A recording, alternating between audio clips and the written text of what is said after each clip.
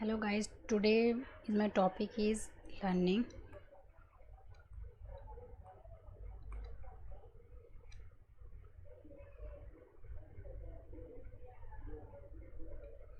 आज मैं पेडागोजी का टॉपिक ले रही हूँ आपका।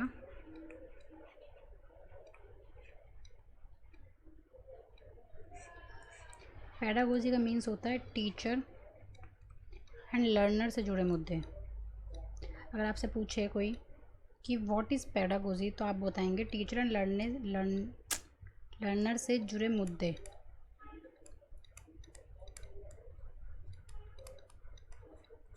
अगर टीचर और लर्नर से कोई भी मुद्दा जुड़ा हुआ जो होता है वो सब कुछ जो डिस्कस होता है वो आपका पेडागोजी में डिस्कस होता है। तो पेडागोजी में हम जो भी दो चीज़ों के बारे में ज़रूर जानते हैं कि टीचर्स का क्या रोल है एंड लर्नर का क्या रोल है। तो ये आपका सब कुछ पेडागोजी के अंदर आ जाता है। तो today is my topic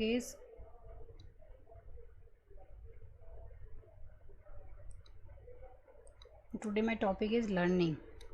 what is learning? Hindi में लर्निंग को हम कहते हैं सीखना एंड अधिगम। ये आपका सीटेट का एक इम्पॉर्टेंट टॉपिक है जहाँ से ये स्टार्ट होता है सब कुछ। एंड आपके केवीएस वगैरह रीट में सभी टीचिंग एग्ज़ाम में ये टॉपिक काम आता है। तो मैं आपका सबसे पहले टॉपिक जो ले रही हूँ वो पेडागोजी का टॉपिक ले रही हूँ। ज़्यादातर जो पूछा जाता है जो जिससे जुड़े मुद्दे ज़्यादातर आपके आते हैं। तो सबसे पहले आपका लर्निंग क्या होता है, व्हाट इज़ लर्निंग। तो लर्निंग के करेक्टरिस्टिक्स हम देखेंगे।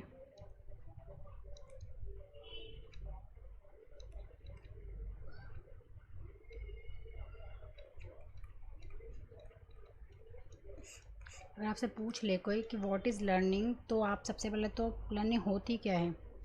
तो लर्निंग का मीन्स होता है यदि आपके बिहेवियर में चेंज हो जाए, चेंज इन योर बिहेवियर,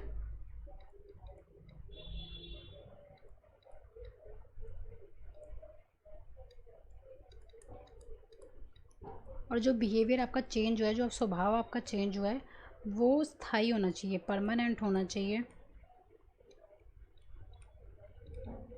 स्थायी चेंज हुआ हो आपके अंदर कि परमानेंट वो चेंज हो चुका है, उसके बाद वो बदलेगा नहीं, टेम्परेरी नहीं होना चाहिए। देन उसके बाद आपका जो है वो उद्देश्य, अनुभव और अभ्यास और प्रयास के बाद वो चेंज आया हो, ये ना हो। वो मैं आपको बताऊंगी आगे टॉपिक कि कैसे कैसे चेंज आते हैं जो दुनिया स्थायी नहीं होते, टेम्परेरी होते हैं। तो आपका ये होता है कि प्रैक्टिस एंड एक्सपीरियंस से वो आपको आया हो, लाइक उद्देश्य,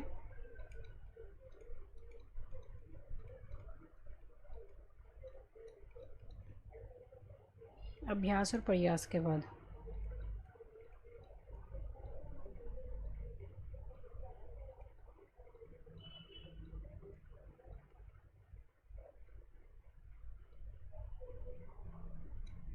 तो ये आपका, मैंने आपको पेडागोजी का टॉपिक लिया है जिसका मीन्स होता है टीचर एंड लर्नर से जुड़े मुद्दे।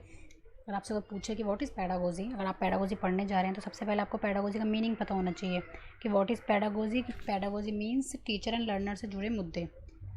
तो उनके रोल्स क्या होते हैं वो आपको, टीचर और लर्नर्स के बारे में हम ज़्यादातर जानते हैं कि कैसे लर्नर सीखेगा, कैसे टीचर सिखाएगा। ये सारा कुछ डिस्कस आपका पेडागोजी के टॉपिक में होता है। कोलबर्ग वगैरह ये जितने भी आपको ये विज्ञान, ये साइकोलॉजिस्ट हैं, उनके बारे में मैं इसमें पढ़ाऊँगी आपको इस टॉपिक में क्लास बाय क्लास।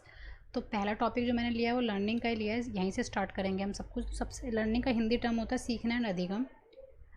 तो आपको सबसे पहले पता होना चाहिए कि होती क्या है लर्निंग, अधिगम होता क्या है। तो आपके अगर बिहेवियर में चेंज आ जाए और वो बिहेवियर में चेंज जो हो रहा है आपके आपके स्वभाव में जो चेंज हो रहा है वो परमानेंट होना चाहिए। कि वो अगर एक बार आपके में चेंज आ चुका है तो वो चेंज कभी बदलेगा नहीं।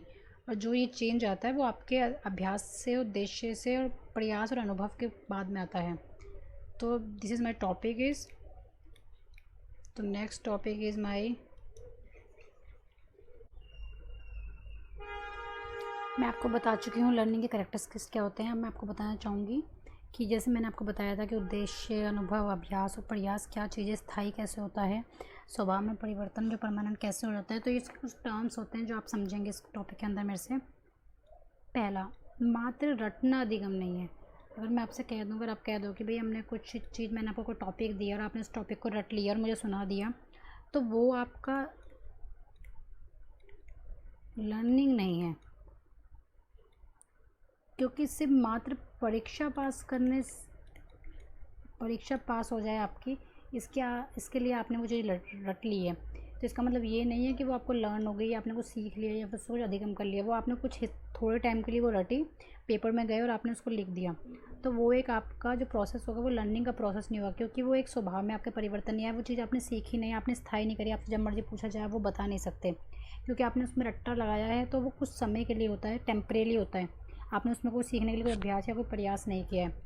तो इसलिए आपका जो पहला टर्म होगा कि रटना जो अगर आपके लिए रटने के ऊपर क्वेश्चन आया अगर पेडागोजी में, तो रटना लर्निंग नहीं है। सेकंड इज़, अगर आपको कोई नशा है, कोई दवाई से नशा हो गया है, तो ये जो होता है ये परिवर्तन, जो अगर इससे आपके स्वभाव में परिवर्तन तो आ जाता है नशे से या दवाई से, तो आपके स्वभाव में परिवर्तन हो गया। आपकी पहले टर्म कंप्लीट हो रही है, स्वभाव में परिवर्तन हो गया। पर ये परमानेंट है आपका स्वभाव, तो ये स्वभाव जो है आपका परमानेंट नहीं होगा। तो जब आपका ये परमानेंट ही नहीं होता, आपकी सेकंड स्टेज वैसे टूट गई, तो ये उद्देश्य और अनुभव से भी नहीं आता। तो एक टेम्परेरी आपका परिवर्तन होता है। तो इसलिए अगर कोई नशा या दवाई से आपके स्वभाव में परिवर्तन आ गया तो वो भी लर्निंग नहीं है आपकी।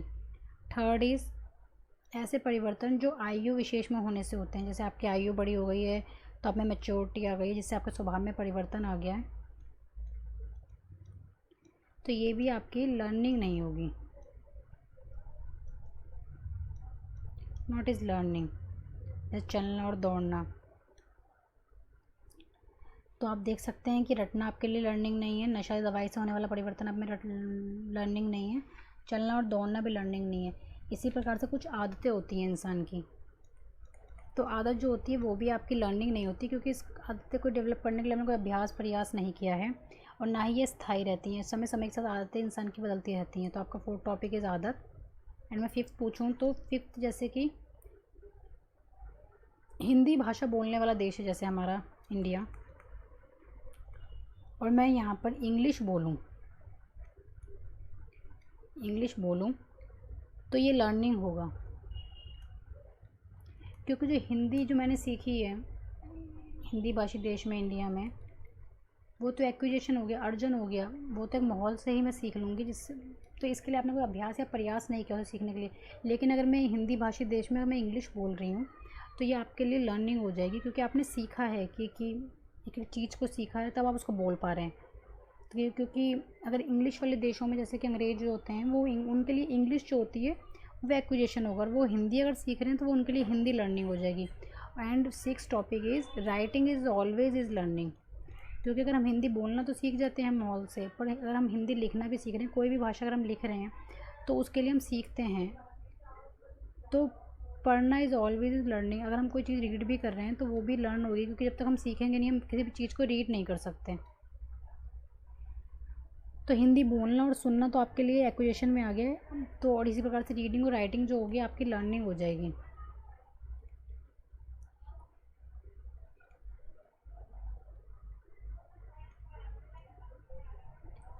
तो ये आपकी लर्निंग हो गई है।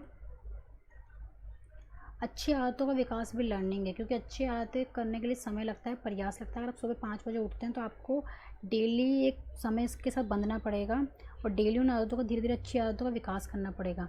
तो अच्छी आदतें, बुरी आदतें तो अपने आप लग जाती हैं, पर अच्छी आदतों का विकास किया जाता है, अभ्यास किया जाता है, प्रयास किया जाता है, तो जिससे हमारे स्थायी परिवर्तन आता है हमारे स्वभाव में।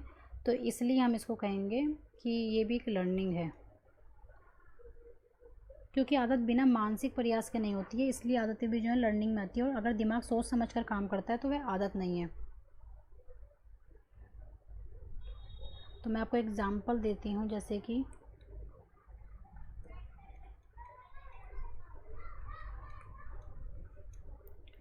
किसी भाषा का लिखना और पढ़ना तो आपका हो गया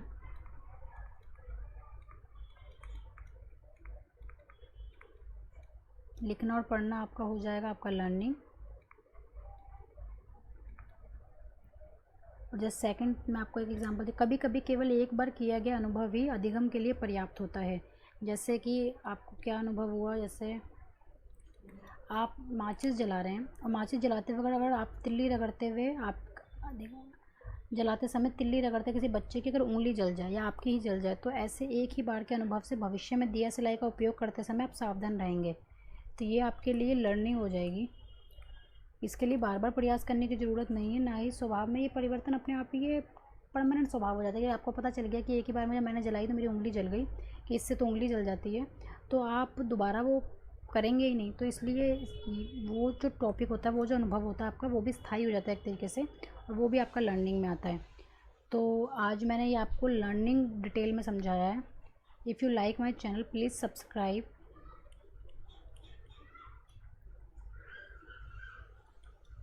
subscribe, and like my video and share.